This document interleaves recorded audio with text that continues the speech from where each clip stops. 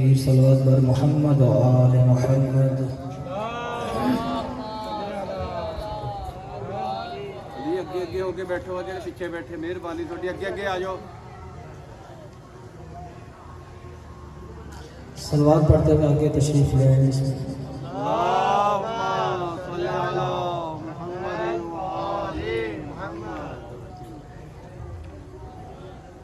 لا حول ولا قوة إلا بالله العلي العظيم.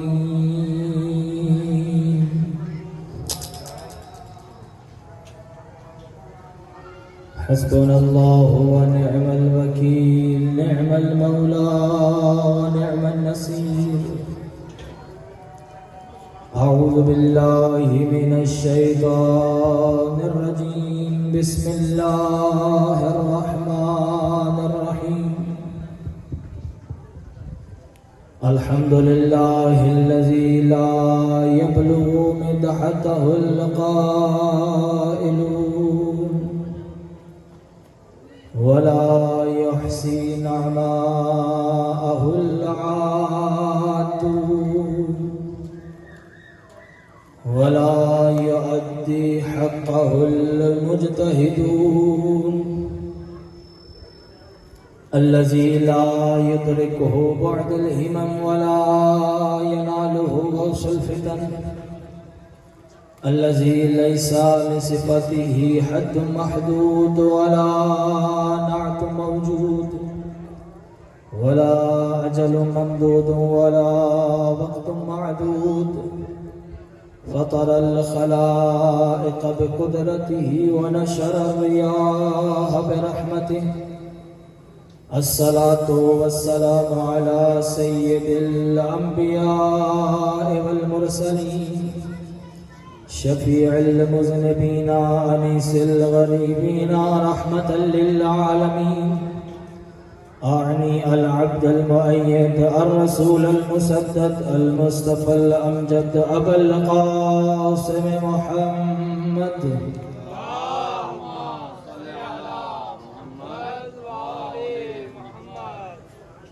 ثم الصلاة والسلام والتحية والإكرام على وزيره ووصيه وخليفته ووارث علمه علم الأولين والآخرين علي بن أبي طالب. صلوات. ثم الصلاة والسلام والتحية والإكرام على السيدة الجليلة الطاهرة المطهرة الحورة الإنسية الفاطمة الزهراء. صلوات.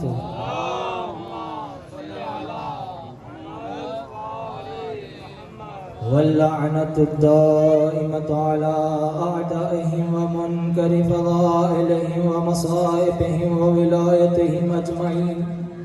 أما بعد، فقد قال الله تبارك وتعالى في كتابه المجيد وفرقانه الحميد. بسم الله الرحمن الرحيم. شهد الله أنه لا إله إلا هو والملائكة وأولو العلم قائما بالقسط. صلوات پڑھیے محمد و آل محمد کی ذات.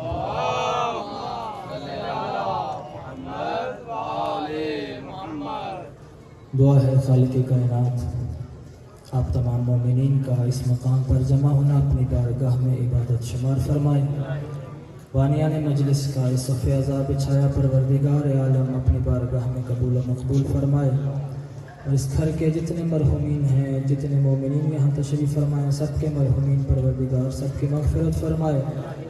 اور ان جوانوں کو مزید محمد و آل محمد کی اور ان کی سیرت کو اپنانے اور ان پر عمل کرنے کی توفیق عطا فرمائے. اور اسی طرح سے یہ بچے، یہ جوان جس طرح سے شوق سے دین محمد و آل محمد کی خدمت کر رہے ہیں، پروردگار ان کی توفیقات خیر میں اضافہ فرمائے. اور جو مومن جو مراد لے کر یہاں پر آیا ہے، پروردگار عالم بحق محمد و آل محمد سب کی شرعی حاجات کو پورا فرمائے. اور ہم سب کے حقیقی وارث یوسف زہرا مہدی دوران امام زمانہ علیہ السلام کے ظہور میں تعجیل فرمائے اور ہم سب کو امام علیہ السلام کے اوان و انصار میں شمار فرمائے. تمام دعاؤں کی قبولیت کے لیے بآواز بلند صلوات.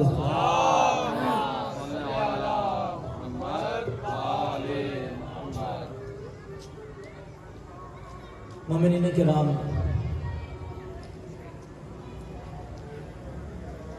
سورہ آل عمران ارشاد پروردگار ہو رہا ہے، شہد اللہ انہ لا الہ الا ھو والملائکۃ واولو العلم قائما بالقسط. انشاءاللہ توجہات میری طرف رہیں گی تو یقیناً یہ منبر حسین ہے. در حقیقت یہ ایسا مکتب حسین ہے کہ یہاں آنے والا بغیر کسی عمر کی قید کے کچھ نہ کچھ لے کر جاتا ہے. آپ دیکھیں یہ ایسا مکتب حسین ہے کہ یہاں پر اگر بوڑھا آتا ہے وہ بھی کچھ لے کر جاتا ہے، اگر جوان آتا ہے وہ بھی کچھ لے کر جاتا ہے، اور اگر بچہ آتا ہے وہ بھی کچھ لے کے جاتا ہے. ہماری پوری زندگی گزر جاتی ہے اسی ذکر حسین کو سنتے ہوئے، لیکن میں اکثر اپنی مجالس میں کہتا رہتا ہوں کہ مجلس حسین میں آ جانا یہ بڑی بات نہیں ہے، بلکہ مجلس حسین پر عمل کرنا اور اس کو گھر میں لے کے جانا یہ بڑی بات ہے. اس لیے جب بھی مجلس حسین میں آئیں تو کوشش کیا کریں کہ کچھ نہ کچھ یہاں سے لے کر جائیں جس سے ہمارے کردار میں بہتری آئے. اور اسی لیے میں کہا کرتا ہوں کہ مجلس حسین 3 چیزوں کا نام ہے: عرفان آل محمد، فرمان آل محمد اور ارمان آل محمد.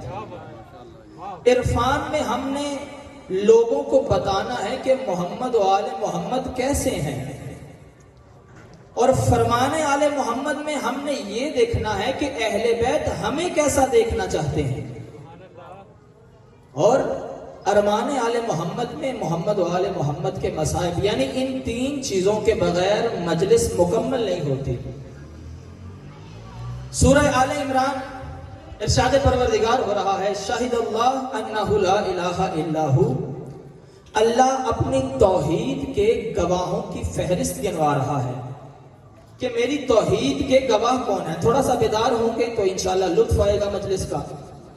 پروردگار اپنی توحید کے گواہ بتا رہا ہے. فرمایا شاہد اللہ، سب سے پہلا گواہ اللہ خود ہے. اللہ کیا گواہی دے رہا ہے؟ شاہد اللہ انہ لا الہ الا ھو، کہ کوئی معبود نہیں ہے سوائے اس اللہ کے. والملائکۃ، اور اللہ کی توحید کے گواہ اس کے ملائکہ ہیں.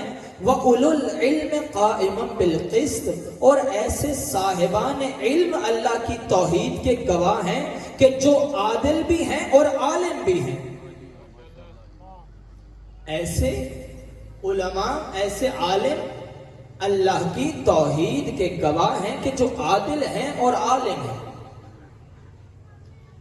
اب پروردگار عالم نے اپنی توحید کے گواہوں کو گنوایا، اور گنوانے کے بعد اللہ نے اپنے گواہوں کی 2 صفات بتائی ہیں. اس میں توجہ چاہتا ہوں اس جملے کی طرف. پروردگار نے اپنی توحید کے گواہوں کی 2 صفات بتائی ہیں. وہ کون سی ہیں؟ کہا وَأُولُو الْعِلْمِ قَائِمًا بِالْقِسْطِ. ایک تو صفت یہ ہے کہ وہ عالم ہوں گے، دوسری صفت یہ ہے کہ وہ عادل بھی ہوں گے. یعنی پروردگار عالم نے بتا دیا کہ میری توحید کا گواہ وہ بن سکتا ہے یا تو عالم ہو یا عادل ہو. یعنی علم کی شرط اللہ نے لگا کر بتا دیا کہ دیکھو میری توحید کا گواہ کوئی ایسا ویسا نہیں بن سکتا. دولت والے تو بڑے نظر آئیں گے بھائی، حکمرانی والے بڑے نظر آئیں گے، قدرت والے بڑے نظر آئیں گے، پیسے والے تو بہت نظر آئیں گے، مگر اللہ کہتا ہے میری توحید کا گواہ وہ بن سکتا ہے جو علم والا ہو. میری توحید کا گواہ علم والا بن سکتا ہے. پروردگار عالم نے علم کو رکھا. توجہ چاہتا ہوں. یہی سبب ہے کہ قرآن کی جب پہلی آیت نازل ہوتی ہے تو پروردگار عالم اپنے حبیب سے کیا کہتا ہے؟ بسم اللہ الرحمن الرحیم اقرأ بسم ربک الذی خلق. اے میرے حبیب پڑھ اپنے پروردگار کے نام سے کہ جو خلق کرنے والا ہے. یعنی قرآن کی پہلی آیت میں اللہ اپنے حبیب کو پڑھنے کا حکم دے رہا ہے. توجہ فرما رہے ہیں؟ کیوں بھائی؟ اللہ کی ذات اپنے حبیب کو کس لیے کہہ رہی ہے؟ اقرأ بسم ربک الذی خلق، پڑھ اپنے پروردگار کے نام سے جو خلق کرنے والا ہے. بھائی قرآن کن کے مقابلے میں محمد لے کر آئے تھے؟ قرآن کن کے مقابلے میں آیا تھا؟ کفار کے مقابلے میں، مشرکین کے مقابلے میں. یعنی محمد قرآن پڑھ کر سنا رہے ہیں کس کو؟ کفار کو، مشرکین کو. کفار اور مشرکین کون ہے؟ کہ جو محمد کی بات نہیں مان رہے. توجہ فرمانی ہے. محمد کہتا ہے کہ اللہ ایک ہے، وہ ماننے کو تیار نہیں، جنگ کرنے کے لیے تیار ہے. لیکن اللہ کا یہ عجیب معاملہ ہے کہ قرآن کی پہلی آیت اسی میں اللہ کہہ رہا ہے پڑھ میرے حبیب. یعنی کیا مطلب؟ پروردگارہ آگے سنانا جن کو ہے وہ کافر ہیں، وہ مشرک ہیں. قرآن کی پہلی آیت میں یہ پڑھنے اور پڑھانے کی باتیں کیوں کر رہا ہے؟ بھائی کوئی تلوار کا تذکرہ کیوں نہیں ہو رہا؟ کوئی جنگ کا تذکرہ کیوں نہیں ہو رہا؟ کوئی مارنے مرانے کا تذکرہ کیوں نہیں ہو رہا؟ بلکہ اللہ پہلی آیت اسلام کی اور قرآن کی پہلی آیت اسی میں اللہ پڑھنے اور پڑھانے کا ذکر کر رہا ہے. بھائی میں نے اللہ سے سوال کیا یا اللہ اس کا ماجرا کیا ہے؟ بتانا جن کو ہے وہ کافر ہیں، وہ مشرک ہیں.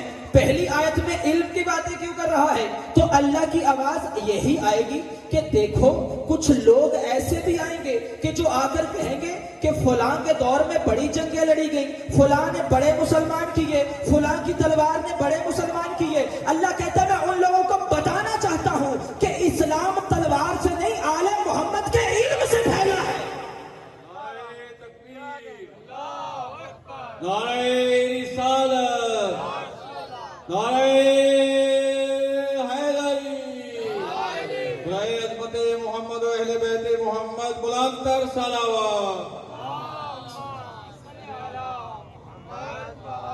جو فرما رہے ہیں کہ قرآن کی پہلی آیت اور پہلی آیت میں ہی اللہ اپنے حبیب کو پڑھا رہا ہے. یعنی اللہ بتانا یہ چاہتا ہے کہ قرآن کا مزاج علم کا مزاج ہے. قرآن علم سے گفتگو کرتا ہے، جاہلوں کو قرآن پسند ہی نہیں کرتا. بھائی توجہ فرما رہے نہیں فرما رہے؟ کہ یعنی اللہ نے بتا دیا کہ پہلی آیت میں علم کا تذکرہ ہے. پروردگارہ یہ عالم کا ہی کیوں انتخاب کیا کہ میری توحید کا گواہ عالم ہوگا، عادل ہوگا؟ پروردگارہ ہم نے تو بڑے بڑے دیکھے ہیں. بھائی توجہ فرمائیں تھوڑی سی کہ اللہ نے بتا دیا دیکھو علم کا مزاج یہ ہے کہ اگر علم حاصل کرنا ہے، قرآن کہتا ہے فَاسْأَلُوا أَهْلَ الذِّكْرِ إِن كُنتُمْ لَا تَعْلَمُونَ، کہ اگر تمہیں نہیں پتا تو کسی جاننے والے کے پاس جاؤ. جس چیز کا علم نہیں ہے تو پھر جاننے والے کے پاس جاؤ. اللہ نے یہ فیصلہ سنا دیا کہ بھائی دیکھو منصب تو چھین جھپٹ کر تم حاصل کر سکتے ہو، علم حاصل نہیں کر سکتے. علم کے لیے تمہیں جانا پڑے گا اہل علم کے پاس. اور مکہ اور مدینہ کی تاریخ گواہ ہے کہ جس بھی حاکم کے اوپر جب بھی کوئی علمی وقت آیا تو اس نے علی کے دروازے کی طرف رجوع کیا، کیونکہ جانتے تھے کہ صاحبان علم یا محمد ہیں یا محمد کے گھر والے. اب قرآن میں آپ دیکھیں ایک اور آیت میں ارشاد پروردگار ہوا، فرمایا بسم اللہ الرحمن الرحیم یرفع اللہ الذین آمنوا منکم والذین اوتوا العلم درجات. کوشش یہ کر رہا ہوں کہ کچھ دے کر جاؤں. پروردگار ارشاد فرما رہا ہے کہ اللہ نے کچھ لوگوں کے، کچھ گروہ کے درجات بلند کیے ہیں. اب خود سوچیں کہ جس کا اللہ درجہ بلند کرے اسے کون جھکا سکتا ہے؟ کہ جس کا وہ خود رفیع اللہ، بلند اللہ، عظمتوں والا اللہ، شان والا اللہ جس کو بڑھا دے اس کو کون جھکا سکتا ہے؟ اب اللہ کہتا ہے کہ اللہ نے کچھ لوگوں کا مرتبہ بلند کیا ہے۔ پروردگارہ کون لوگ ہیں؟ فرمایا یرفع اللہ الذین آمنوا منکم، تم میں سے میں نے ان لوگوں کا مرتبہ بلند کیا ہے جو صاحبان ایمان ہیں۔ اور دوسرا گروہ کون سا ہے؟ فرمایا والذین اوتوا العلم، دوسرا گروہ وہ ہے یرفع اللہ الذین آمنوا منکم والذین اوتوا العلم درجات، اور دوسرے وہ لوگ ہیں کہ جن کو علم دیا گیا ہے۔ یعنی پروردگار کی نگاہ میں اگر کوئی صاحب مرتبہ ہے، اگر کوئی صاحب درجات ہے، یا تو وہ ایمان والے ہیں یا علم والے ہیں۔ توجہ فرما رہے ہیں؟ پروردگارہ یہ بار بار علم کی باتیں کیوں کر رہا ہے؟ یہ بار بار علم کا تذکرہ کیوں کر رہا ہے؟ اپنی توحید کے گواہوں میں سے بھی علم والے کو گواہ بنایا، جن کے درجات بلند کیے ان کو بھی عالم بنایا۔ پروردگارہ یہ بات کیا ہے؟ اگر علم کا اتنا ہی مرتبہ ہے تو یہ علم حاصل کیسے کریں؟ علم ہے کیا؟ توجہ چاہتا ہوں جملے پر۔ آج پورے معاشرے میں ہر انسان اس سوچ میں ہے کہ میرا بچہ، میرا بھائی، میرا بیٹا کسی طریقے سے علم حاصل کر جائے، لیکن یہ علم ہے کیا؟ کبھی یہ سوچا ہے کیا یہ جو ہم کتابیں پڑھ رہے ہیں یہ علم ہے؟ تو پھر علم کی حقیقت کیا ہے؟ علم کی حقیقت وہی بتائے گا کہ جو عالم حقیقی ہوگا۔ یہی سبب ہے کہ جب میرے مولا صادق امام سے پوچھا گیا، صلوات پڑھیے امام کی ذات پر،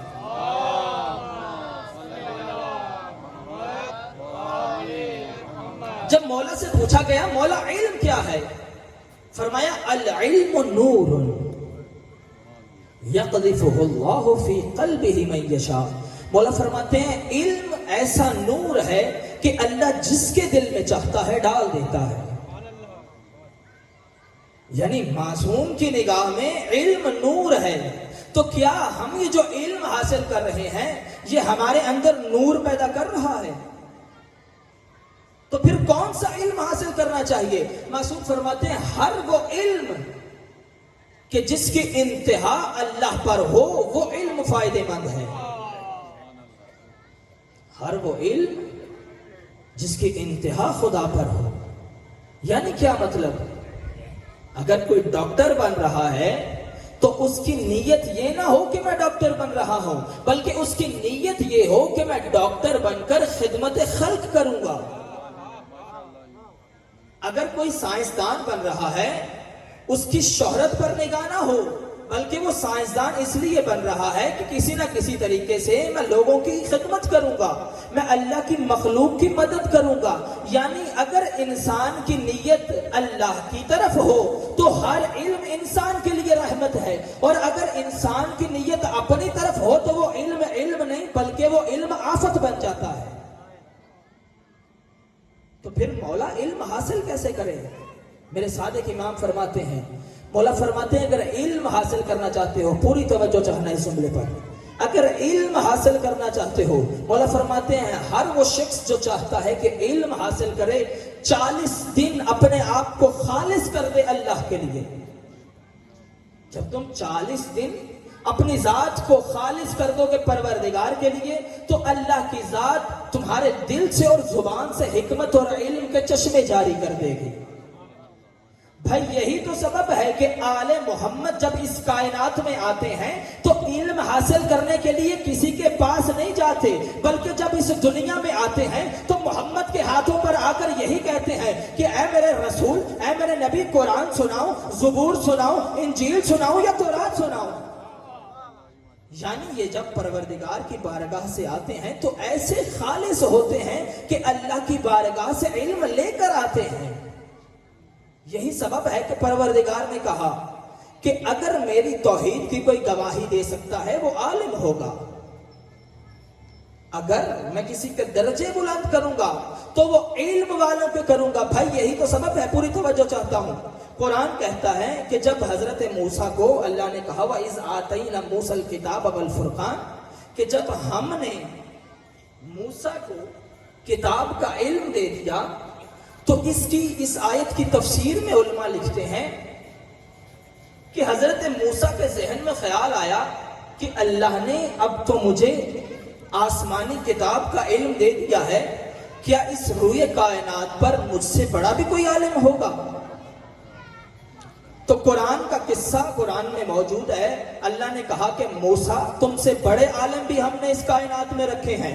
موسیٰ جاؤ دریاؤں کا سفر کرو, مجمع البحرین جہاں دو دریا مل رہے ہوں گے, موسیٰ وہاں تجھے میرا ایک عبد صالح ملے گا, جاؤ اس سے جا کر علم لے لو. پوری توجہ چاہتا ہوں. اب واقعہ بچے نے سنا ہوا ہے. حضرت موسیٰ چلے دریاؤں کا سفر کر رہے ہیں. سوچا کیا روئے کائنات پر مجھ سے بڑا کوئی عالم ہے؟ اللہ نے حضرت موسیٰ کو کہا کہ فلاں مقام پر جاؤ, وہاں میرا ایک عبد صالح ملے گا, جاؤ اس سے جا کر علم لے لو. اب حضرت موسیٰ نے سفر کرنا شروع کیا. جب اس مقام پر پہنچے کہ جہاں دو دریا مل رہے تھے, ایک عبد صالح اللہ کے صالح بندے سے ملاقات ہوئی. جب ان سے پوچھا کہ آپ کون ہیں, کہا میں اللہ کی طرف سے مسخر کیا گیا ہوں دریاؤں پر, میں بھٹکے ہوئے لوگوں کو راستہ بتاتا ہوں. اللہ نے مجھے کچھ ایسا علم عطا کیا ہے جو کائنات میں کسی کو عطا نہیں کیا. حضرت موسیٰ نے کہا کہ مجھے اپنی شاگردی میں رکھ لیں.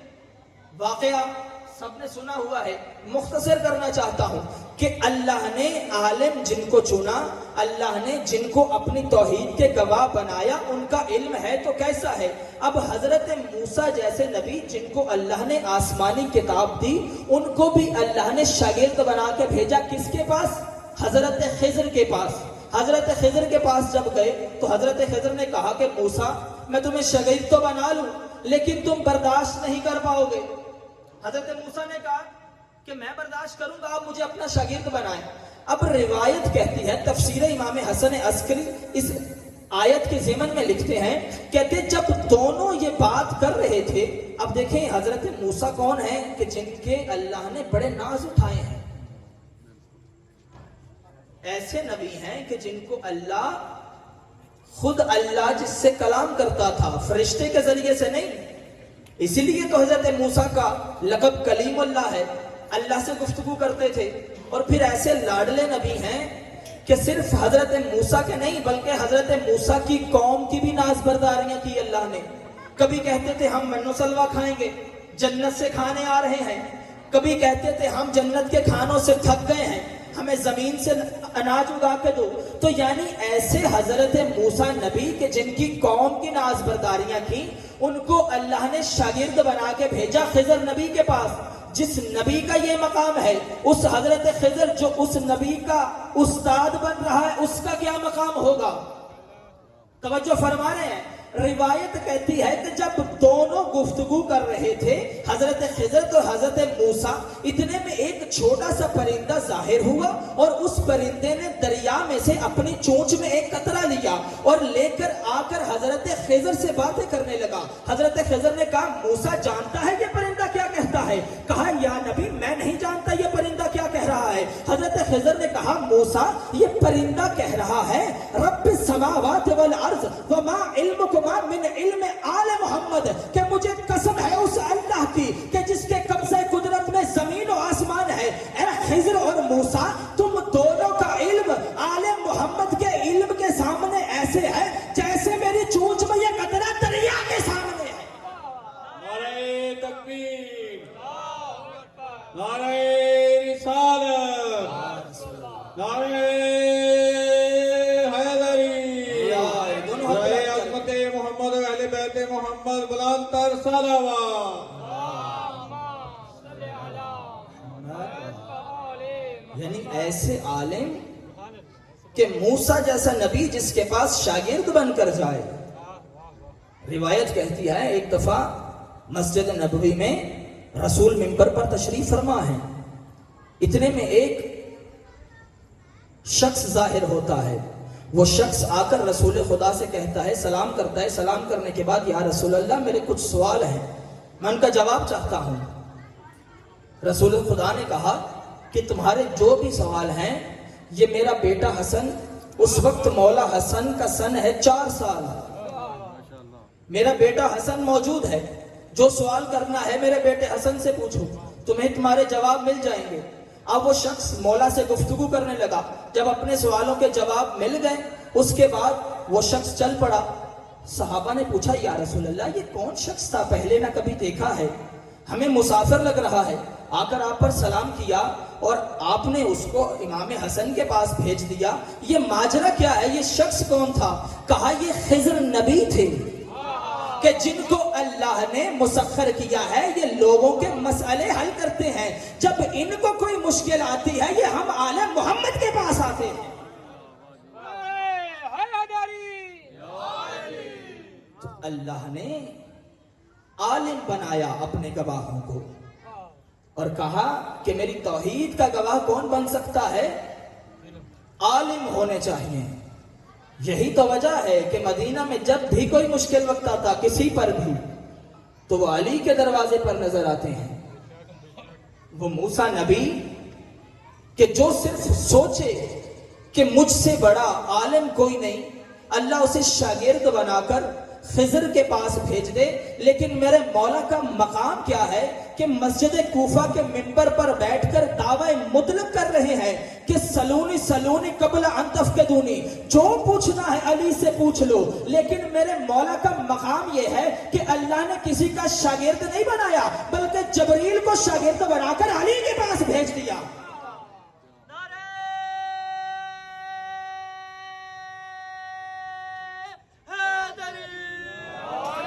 یہی تو سبب ہے کہ روایت کے جملے ہیں،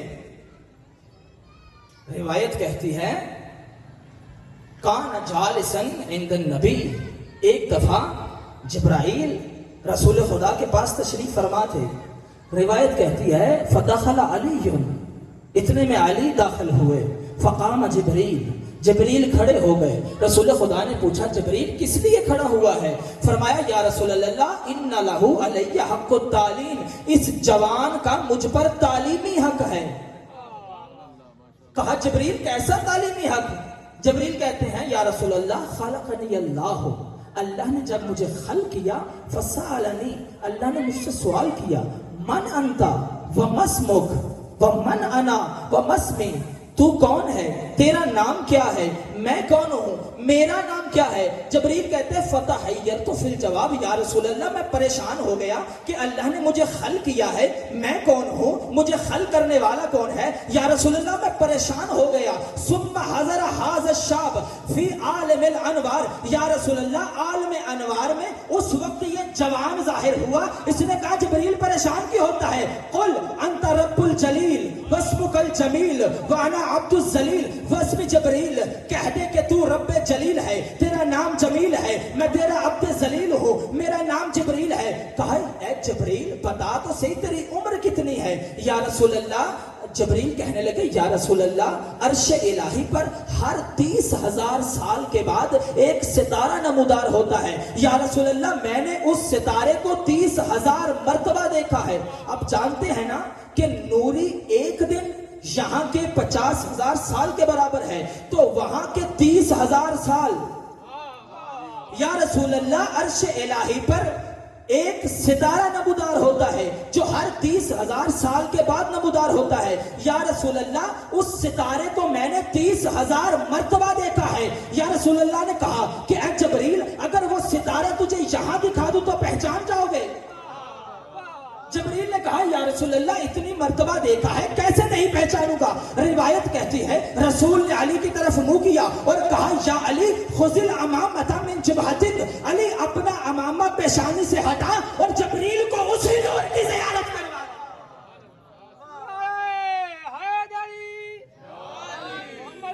محمد بلندتر صلوات،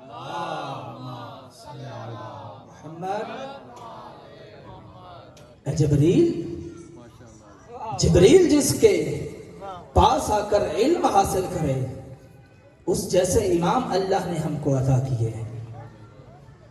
اور دیکھیں کہ یہ ایسی درسگاہ ہے مجلس حسین کہ جہاں سے محمد و آل محمد کا علم بانٹا جا رہا ہے. اور پھر پروردگار نے اعلان کر دیا کہ میری بارگاہ میں اگر کوئی صاحب درجہ ہے، کوئی صاحب منزلت ہے، وہ ایمان والے اور علم والے ہیں. لیکن افسوس کے ساتھ ہمارے معاشرے میں اگر ہمارا کوئی عزیز بیمار ہو جائے تو ہماری کوشش یہ ہوتی ہے کہ کسی اچھے ڈاکٹر کے پاس لے جایا جائے. اگر ہماری گاڑی کو کوئی مسئلہ بن جائے تو ہماری کوشش ہوتی ہے کہ سب سے بہتر جو علاقے میں مکینک ہے اس کے پاس جایا جائے. لیکن افسوس کے ساتھ ہمارے ممبر کا کوئی معیار نہیں رکھا گیا. بار بار علم کا تذکرہ ہو رہا ہے. اللہ کی نظر میں اگر کوئی صاحب منزلت ہے تو علم والا. اور پھر میرے مولا خود ارشاد فرماتے ہیں، اللہ اکبر، عجیب فرمان ہے مولا کا. مولا فرماتے ہیں العلم حیات. امیر کائنات ارشاد فرمایا علم زندگی ہے، والجہل ممات، اور جہالت موت ہے.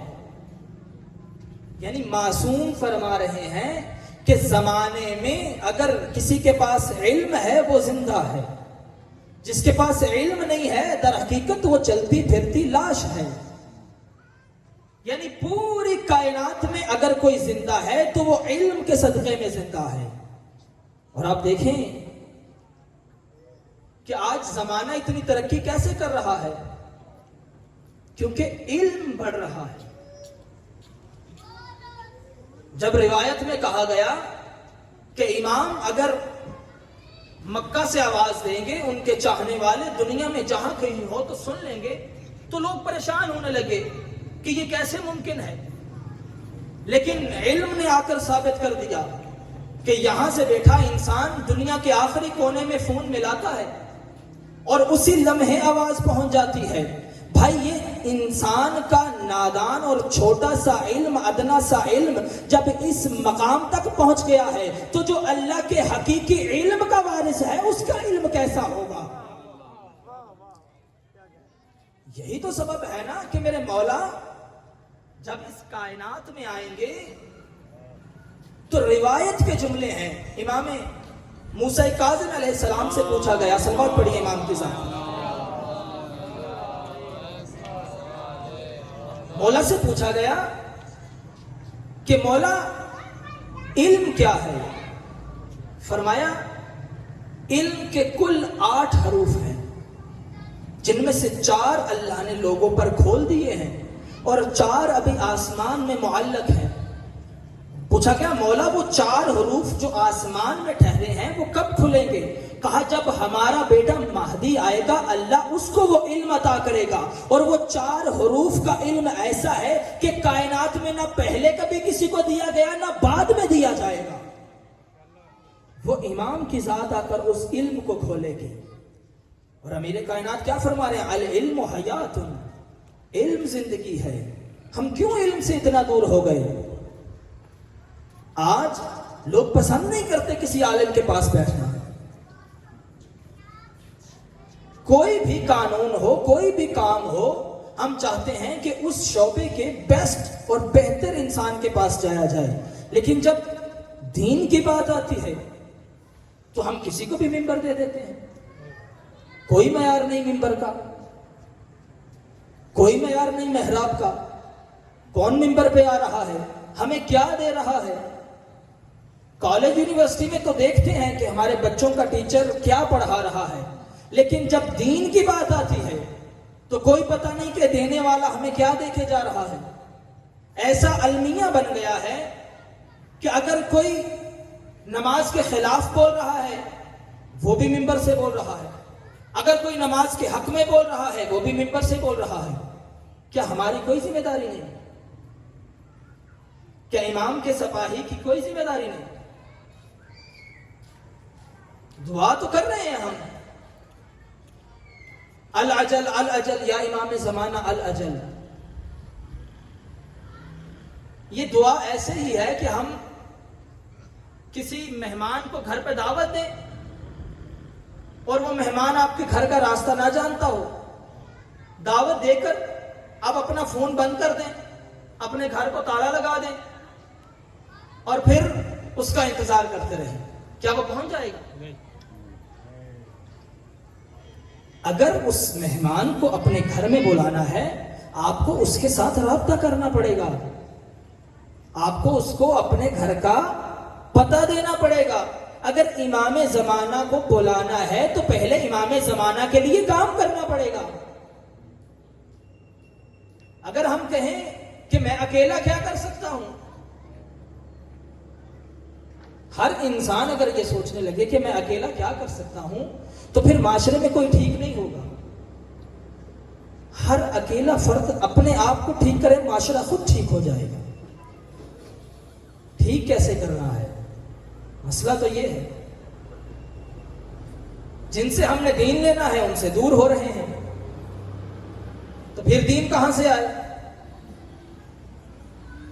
مولا فرماتے ہیں العلم حیات، علم زندگی ہے، علم کے بغیر کیسے زندہ رہیں گے ہم؟ جب مولا سے پوچھا گیا مولا اگر آپ کے سامنے آپ کے تمام دشمن لا کے کھڑے کر دیے جائیں تو سب سے پہلے آپ کسے قتل کریں گے؟ مولا فرماتے ہیں سب سے پہلے میں جہالت کو قتل کروں، سب سے پہلے جہالت کو ختم کروں گا۔ اب یہ جہالت کیسے ختم ہو؟ علماء کے پاس تو جانا پسند نہیں کرتے، ہم کسی عالم دین کو سننا پسند نہیں کرتے، تو پھر علم کہاں سے آئے گا؟ بھائی علم اگر حاصل کرنا ہے تو دین کے راستے کے لیے قرآن کا فیصلہ ہے کہ تفقہ فی الدین، دین میں تفکر کرو، دین میں تدبر کرو، اور دین سیکھنے کے لیے کسی کے پاس اپنے گھٹنے ٹیکنے پڑیں گے۔ قرآن کہتا ہے جس چیز کا علم نہیں ہے اہل علم کے پاس جاؤ۔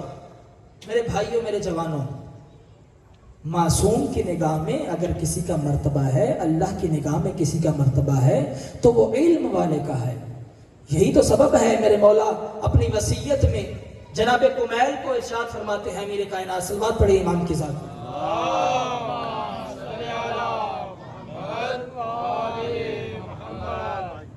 مولا فرماتے ہیں اے کمیل، دنیا میں 3 قسم کے لوگ ہیں، ایک علماء ہیں، ایک طالب علم ہے، اور ایک عوام الناس۔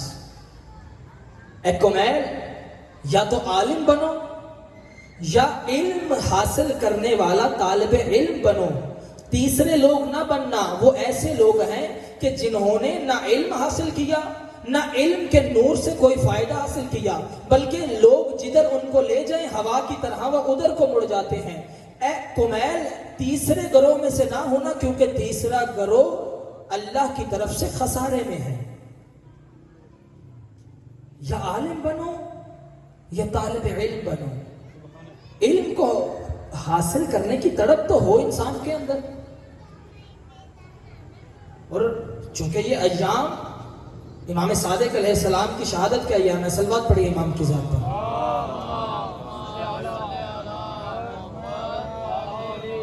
اب دیکھیں کہ امام صادق علیہ السلام نے کیسی ایک درسگاہ، ایک نظام دیا ہے کہ صرف اپنوں کو نہیں بلکہ غیر بھی مولا کی درسگاہ میں آ کر علم حاصل کیا کرتے تھے۔ اور ایسے عالم، تاریخ نے ایسا عالم اور استاد نہ دیکھا ہوگا کہ پوری کائنات سے لوگ آ کر اپنی اپنی زبانوں میں سوال کرتے ہیں، نہ مولا کے ہاتھ میں کوئی کتاب ہے نہ ورق ہے، بلکہ ہر انسان کو اس کی زبان میں جواب دے رہے ہیں۔ ایسے عالم، روایت کہتی ہے کہ امام ہادی علیہ السلام کے پاس ایک شخص آیا، ابو ہاشم جعفری مولا کا صحابی ہے، وہ روایت نقل کرتے ہیں کہ جب امام کی خدمت میں وہ شخص آیا، اس نے آ کر ہندی زبان میں مولا سے سوال کرنے شروع کیے، تو مولا اسے ہندی زبان میں جواب دے رہے ہیں۔ جب وہ جواب پانے کے بعد چلا گیا، ابو ہاشم جعفری مولا سے کہتے ہیں مولا کیا آپ کو ہندی زبان بھی آتی ہے؟ تو مولا کہتے ہیں ابو ہاشم جعفری یہ کیسے ہو سکتا ہے کہ اللہ ہمیں کسی مخلوق پر حجت تو بنائے مگر ان کی زبان نہ سکھائے۔ روایت کہتی ہے کہ اتنے میں مولا کے سامنے ایک سنگریزہ پڑا تھا، مولا نے اٹھا کر اس کو اپنے منہ میں رکھا، وہ لعاب دہن اس شخص کو دیا، اس نے جب اس سنگریزے کو چوسا، وہ کہتا ہے میں 70 زبانوں کا عالم ہو گیا۔ جب وہ 70 زبانوں کا عالم ہوا، میں زمانے والوں کو یہی تو بتانا چاہتا ہوں کہ ہمارے 10ویں امام کے لعاب دہن کا اثر یہ ہے کہ اگر ان کے لعاب دہن سے تر کوئی کنکر چوس لے تو 70 زبانوں کا عالم ہو جاتا ہے، تو پھر اس عالم محمد کے علم کا کیا عالم ہوگا کہ جو زبان محمد چوس کر پلے ہو، جو زبان محمد چوس کر پلتے ہیں ان کا علم کیسا ہوگا۔ یہی وجہ ہے کہ میرے مولا نے فرمایا کہ مجھے محمد نے اس طرح سے علم دیا ہے جیسے ایک پرندہ اپنے بچے کو دانا دیتا ہے۔ محمد کی زبان چوس کر پلنے والے، اللہ کے علم کے وارث، ان کی نظر میں اللہ اکبر۔ مولا نے اسی لیے فرمایا کہ ہمارا چاہنے والا جاہل نہیں ہو سکتا۔ اب یہ میں خود جانتا ہوں کہ میں کس مقام پر کھڑا ہوں، میں نے مجلس سے کیا لیا ہے، میں نے اپنی اولاد کو، اپنے بھائیوں کو، اپنی بیٹیوں کو کیا تربیت دی ہے، میں نے کتنا علم سیکھا ہے۔ لوگ شرم کرتے ہیں، قرآن پڑھنے نہیں آتا، 70 سال عمر ہو گئی ہے، اب کسی کے پاس جاؤں گا تو لوگ کیا کہیں گے، لیکن میں قربان جاؤں کونین کے وارث رسول خدا پر کہ ایک جملہ فرمایا کہ علم ماں کی گود سے لے کر قبر کی لحد تک حاصل کرو۔ میرے نبی نے کوئی قید نہیں لگائی زمانے کی، یعنی نبی اپنے ماننے والے کو ماں کی گود سے لے کر قبر تک طالب علم دیکھنا چاہتے ہیں۔ ہم کس مقام پر ہیں؟ اور پھر جب مولا سے پوچھا گیا کہ مولا علم افضل ہے یا مال، فرمایا علم افضل ہے۔ پوچھا کیوں؟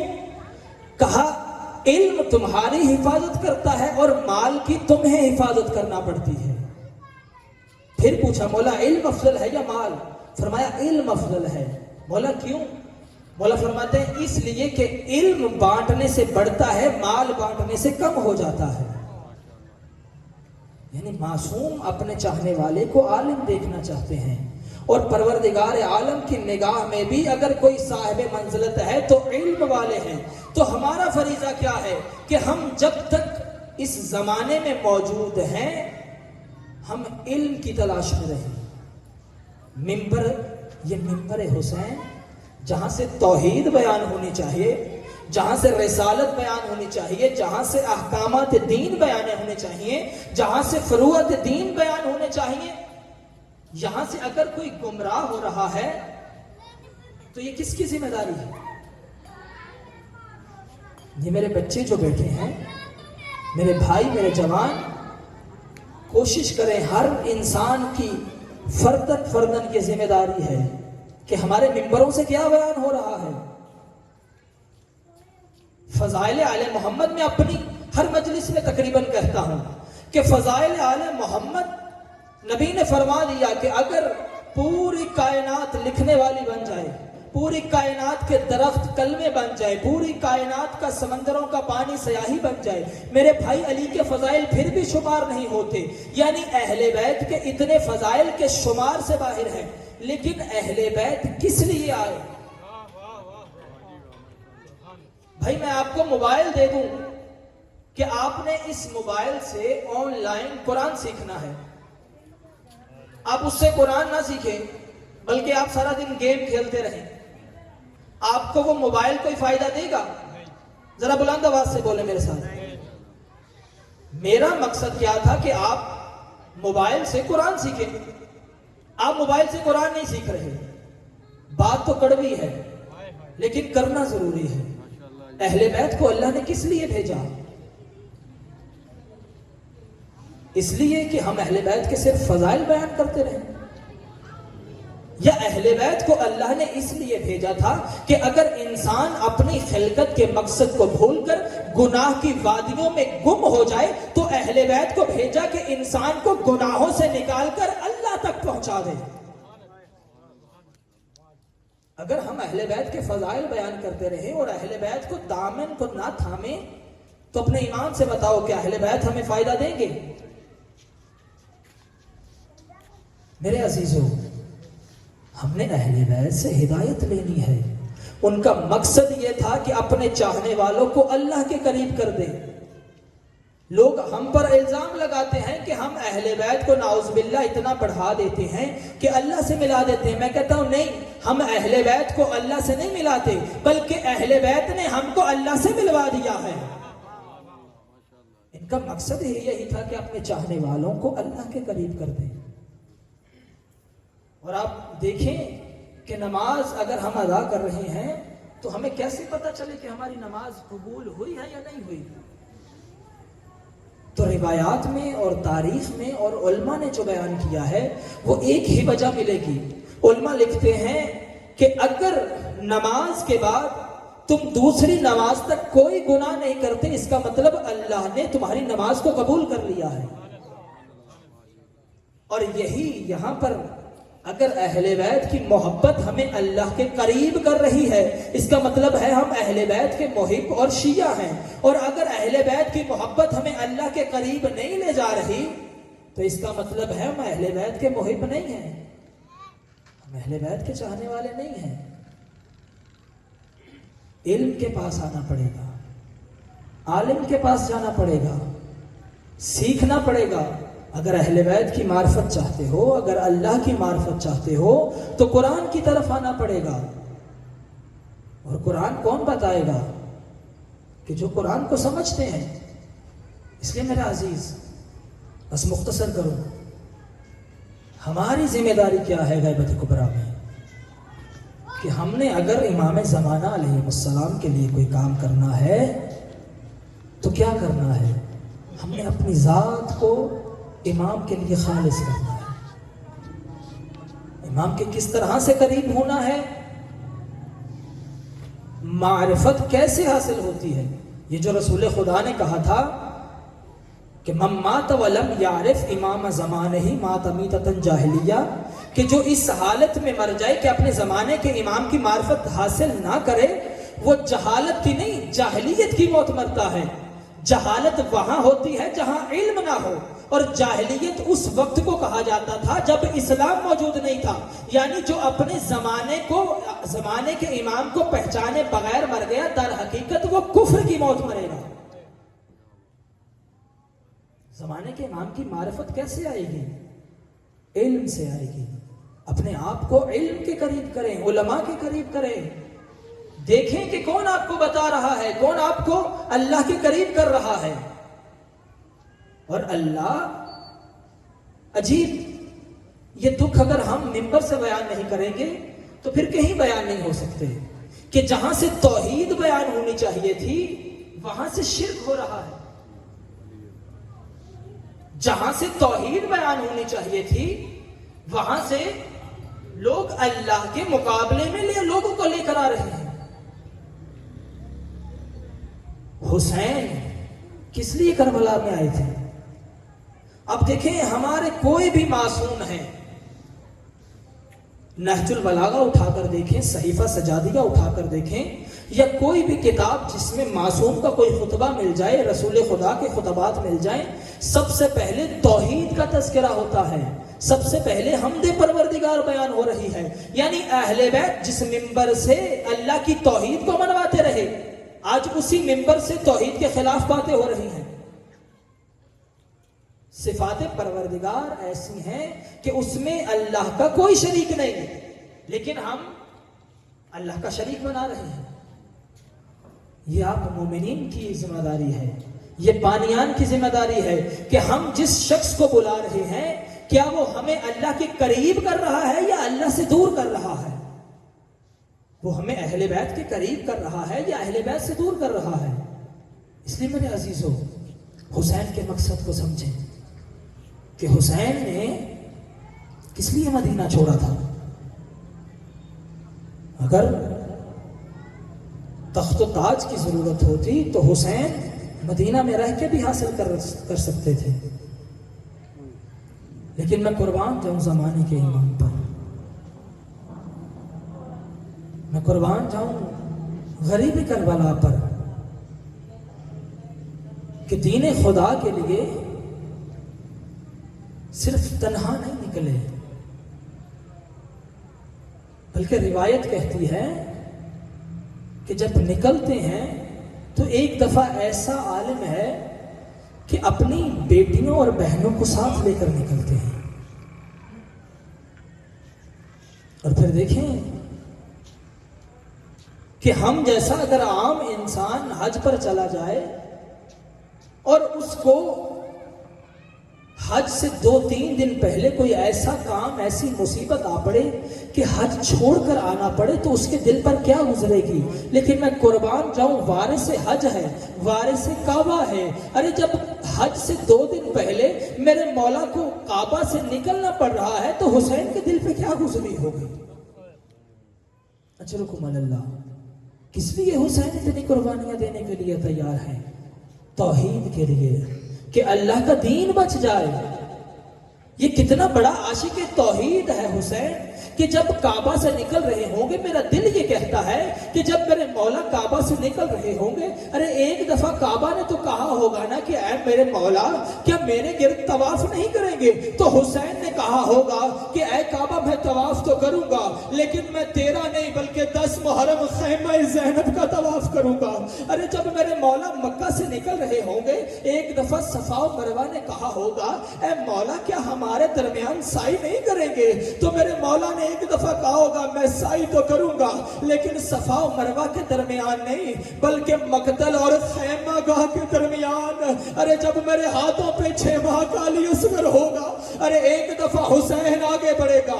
ہاں آزادارو، میرے مولا جب نکل رہے ہوں گے، ارے مینا نے کہا ہوگا مولا کیا مجھ میں آ کر قربانی نہیں دیں گے؟ تو حسین نے کہا ہوگا قربانی تو دوں گا لیکن منا تجھ میں جانور کی قربانی نہیں بلکہ کربلا میں اکبر کی قربانی دوں گا۔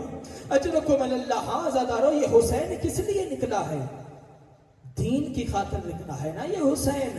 اور اتنا میں کیا کہوں کہ یہ حسین جب کربلا میں آیا اور آنے کے بعد ایک دفعہ روز عاشور ہوا، روایت کہتی ایک ایک کر کے صحابی جا رہے ہیں، ایک ایک کر کے بنی ہاشم کے جوان جا رہے ہیں۔ ارے یہ حسین پر ایک وقت ایسا آیا کہ مقتل کے درمیان کھڑے ہو کر ارے ایک دفعہ آواز دی قوموا ایھا الکرام، ارے اے بنی ہاشم کے جوانوں اٹھو۔ ارے حسین تنہا رہ گیا۔ ہاں زادارو، یہ وہی حسین ہے نا کہ جب ایک دفعہ مدینہ سے چلے تھے، کہیں اکبر آگے بڑھ کر حسین کا استقبال کرتے تھے، کہیں عباس بڑھ کر استقبال کرتے تھے۔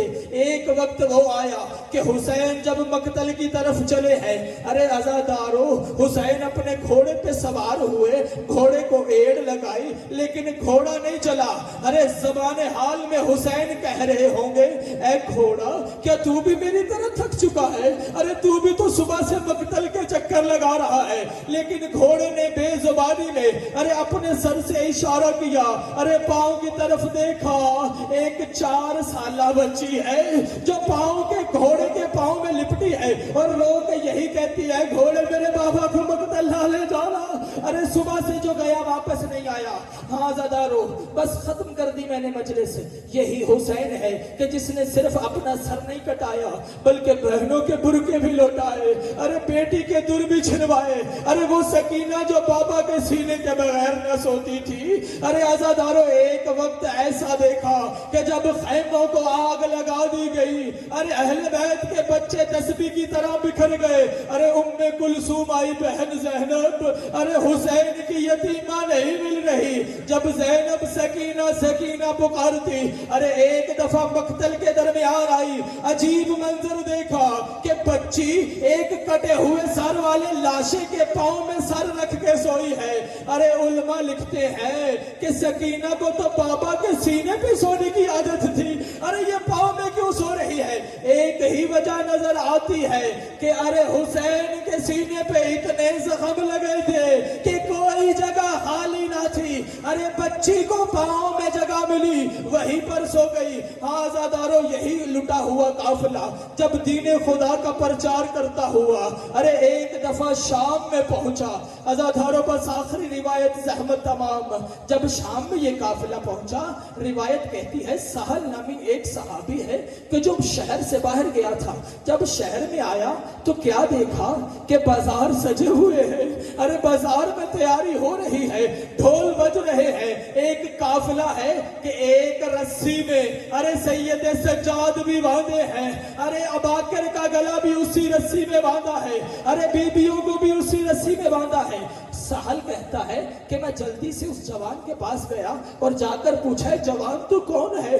میرے مولا نے سر اٹھایا کہا میرا نام علی ہے میں شام میں مدینہ کا رہنے والا ہوں. سہل کہتے ہیں جب مدینہ کا نام آیا میں نے کہا مدینہ کہاں کا رہنے والا ہے. میرے مولا نے کہا بنی ہاشم کے محلے کا رہنے والا ہوں. ارے سہل چونک گیا کہا وہاں تو میرے مولا بھی رہتے ہیں. ارے تم کس خاندان سے ہو.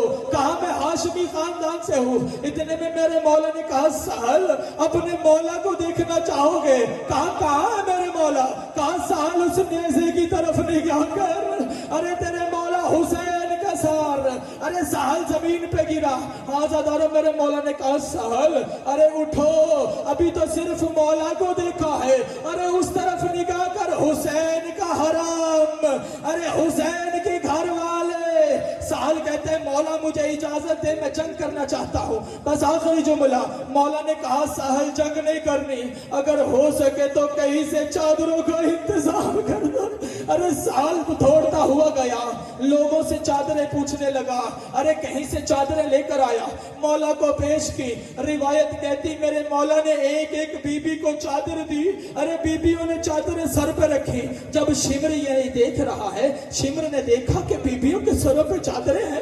مولا کے پاس آ کر کہتے ہیں سجاد تو خود چادریں اتارتا ہے یا میں اتاروں. ارے سجاد نے کہا میں چادریں نہیں اتار سکتا. ارے شمر نے تازیانہ بلند کیا اور سجاد کی پشت پہ تازیانے مارنے شروع کیے. ارے 4 سالہ بچی اپنی پھوپھی کے پاس آگے کہتی ہے اماں ارے کوئی چادر دے نہ دے سکینہ چادر دیتی. الا لعنت اللہ علی القوم الظالمین وسيعلم الذين ظلموا أي منقلب ينقلبون. رحم اللہ تجھے واسطہ ان روتی ہوئی آنکھوں کا ہماری عبادت کو قبول فرما. رحم اللہ امام زمانہ کے صدقے میں بانیان مجلس کا اس فیضا کو بچھایا اپنی بارگاہ میں قبول فرما. پروردگار اللہ ہم کو سیرت محمد و آل محمد پر چلنے کی توفیق عطا فرما. جیسا تو چاہتا ہے ویسا بننے کی توفیق عطا فرما. رحم اللہ محمد و آل محمد کے صدقے میں اس گھر کے جتنے مرحومین ہیں جتنے مومنین یہاں تشریف فرمائے سب کے مرحومین کی مغفرت فرما. ہم سب کو محمد و آل محمد کے صدقے میں امام زمانہ کا سپاہی بننے کی توفیق عطا فرما.